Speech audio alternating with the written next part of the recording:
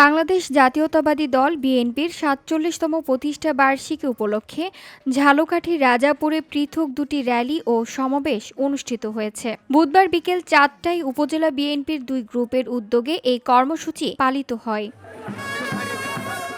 একটি সমাবেশ ও র্যালির নেতৃত্ব দেন আমেরিকান নিউ ইয়র্ক দক্ষিণ মহানগর বিএনপির সভাপতি হাবিবুর রহমান সেলিম রেজা, সাংবিধান বিশেষজ্ঞ ও বাংলাদেশ সংবিধান কমিশনের সদস্য ব্যারিস্টার মঈন ফিরোজী, বিএনপির কেন্দ্রীয় স্বেচ্ছাসেবক দলের সাবেক সহসভাপতি রাকিব হাওলাদার, কেন্দ্রীয় ছাত্র দলের সাবেক ও সাংগঠনিক সম্পাদক গোলাম আজম সৈকত, জাকারিয়া লিংকন ও বিএনপির নেতা কর্নেল মোস্তাফিজুর রহমান। তারা সবাই ঝালকাঠি ১ আসনের সম্ভাব্য প্রার্থী। সমাবেশ শেষে বাইপাস মোড় থেকে শুরু হয়ে র্যালিটি মেডিকেল মোড়ে গিয়ে শেষ হয়।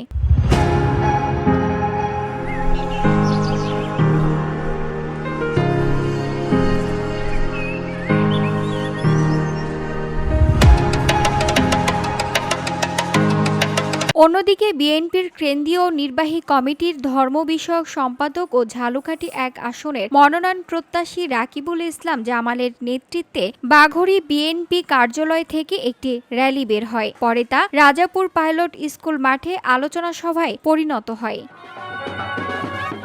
দুটি কর্মসূচিকে ঘিরে প্রচারণা ও আলোচনা ছিল চোখে পড়ার মতো। তবে কোনো ধরনের অপ্রীতিকর ঘটনা এড়াতে উপজেলা শহরের বিভিন্ন স্থানে অতিরিক্ত পুলিশ মোতায়েন করা হয়।